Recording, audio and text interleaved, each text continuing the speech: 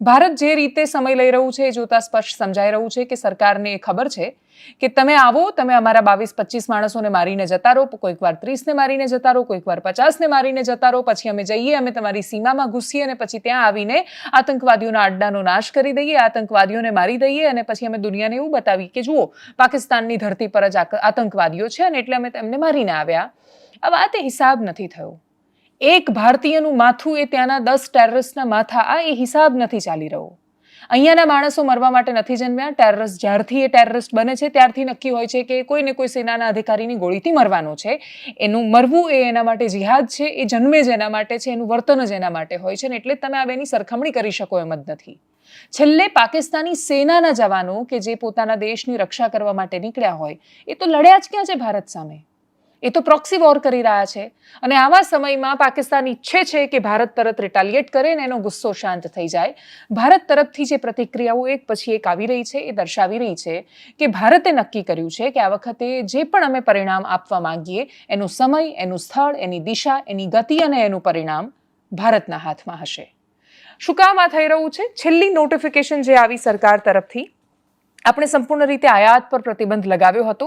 હવે પાકિસ્તાન તરફથી કોઈ પોસ્ટ કે પાર્સલ પણ અહીંયા નહીં આવી શકે. એટલે પાકિસ્તાનમાં વસતા કોઈ નાગરિકે બાજુમાં ખૂબ નજીકનું એનું ગામ હોય ને ત્યાં એમણે પોસ્ટથી કશું મોકલવું હોય, કોઈ પણ પાર્સલ મોકલવું હોય, આપણે એને નહીં સ્વીકારીએ. હવાઈ માર્ગે પણ નહીં, દરિયાઈ માર્ગે પણ નહીં. એની પહેલાનું ભારત સરકારનું નોટિફિકેશન એ વાતની જાહેરાત કરે છે, આજે જ જે જાહેરાત કરવામાં આવી કે ભારતીય પોર્ટ પર, ભારતીય બંદર પર લાંગરવામાં નહીં આવે. સરકારે ક્યાંથી નિર્ણયોની શરૂઆત કરી અને સૌથી પહેલો અથવા સૌથી મોટો પડકાર ભારતની સામે કયો છે જેની સામે આપણે હજી જ ઝઝૂમી રહ્યા છીએ? 10 દિવસ ઉપરાંતનો સમય થઈ જાય અને આપણે આતંકવાદીઓને પણ ન શોધી શકીએ. આપણે પાકિસ્તાન સામે પોતાના સમયે અને સેના પોતાની રીતે લડી લેવાની છે. આપણો સૌથી મોટો સંઘર્ષ ભારતીયો સામે છે.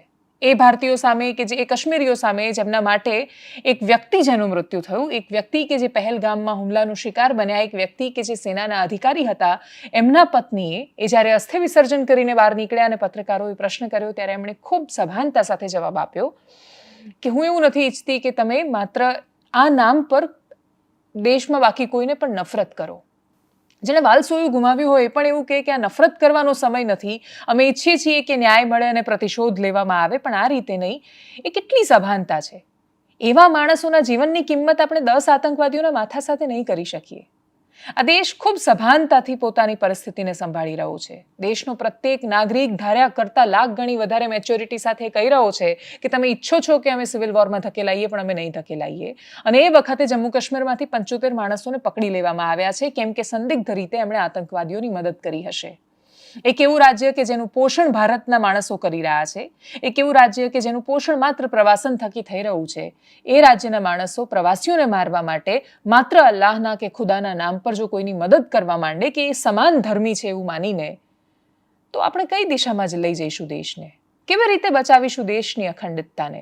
75 માણસોને પ્રાઇમા ફેસી પકડી દેવામાં આવ્યા, એ બધા જ લોકલ્સ છે. આતંકવાદીઓ હજી નથી પકડાઈ શક્યા. યુએસના ઉપરાષ્ટ્રપતિ જેડી વેન્સે જેમ કાલે કહ્યું એમ એમણે પાકિસ્તાનને જ કહ્યું છે કે તમારી ધરતી પર જ આતંકવાદીઓનું પોષણ થાય છે તો તમે મદદ કરો ભારતને શોધીને આપવામાં. પણ એ આતંકવાદીઓ પાકિસ્તાનની ધરતી પર હશે કે બોર્ડર ક્રોસ કરી શક્યા હશે એની સંભાવનાઓ બહુ જ ઓછી છે. અને એટલે જે જમ્મુ કાશ્મીરની વાદીઓમાં અને ઘાટીઓમાં હોવા છતાં એમને શોધવા ખૂબ મુશ્કેલ થઈ રહ્યા છે. ખૂબ બધી ભૌગોલિક ચેલેન્જીસ, પડકારો પણ છે ત્યાં.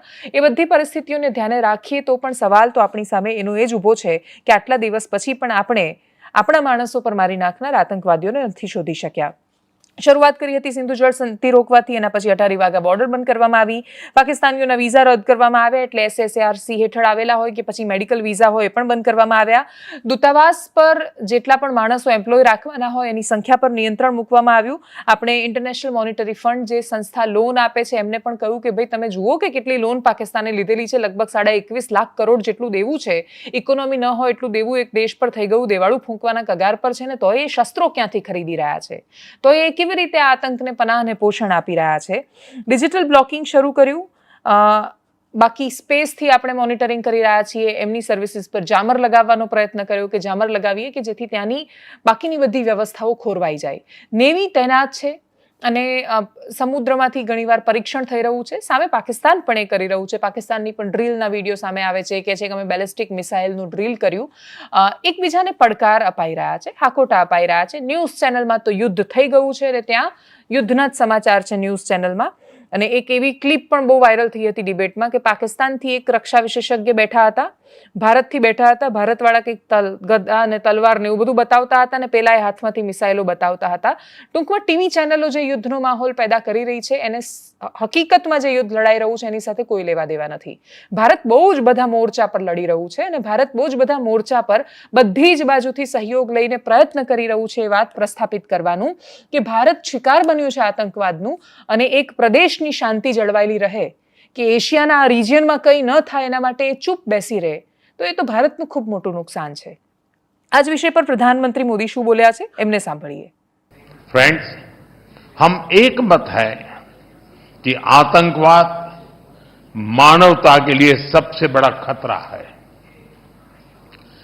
पहलगाम में हुए आतंकी हमले में मारे गए लोगों के प्रति राष्ट्रपति लॉरेंसो और अंगोला की संवेदनाओं के लिए मैं उनका आभार व्यक्त किया. We are committed to take firm and decisive action against terrorists and those who support them. We thank Angola for their support in our fight against cross-border terrorism. Friends, 140 crore भारतीयों की ओर से मैं अंगोला को अफ्रीकन यूनियन की अध्यक्षता के लिए शुभकामनाएं देता हूं.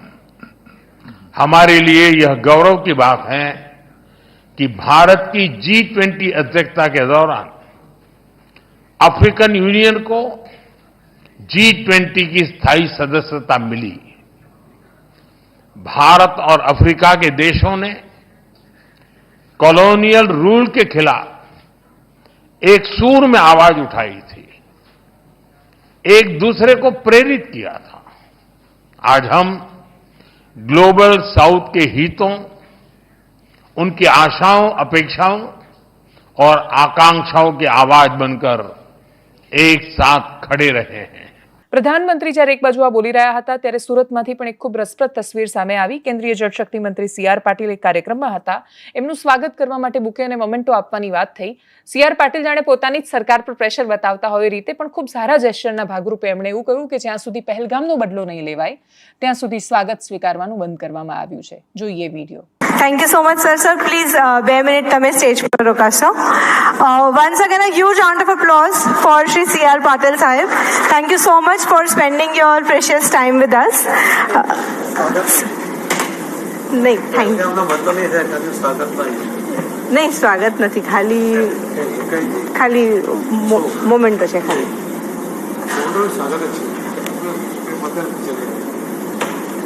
ખાલી બુકે તો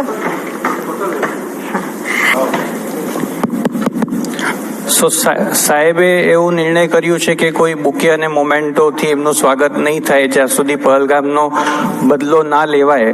એટલે ખાલી આપણે ગ્રુપ ફોટો માટે અહીંયા ઊભા થયા છે. આ બધી જ તસવીરો ખૂબ સાંકેતિક છે. આમ જોવા જઈએ તો એનું કશું જ મહત્વ નથી અને આમ જોવા જઈએ તો એમાંથી ઘણું બધું છે કે જે સમજાઈ રહ્યું છે.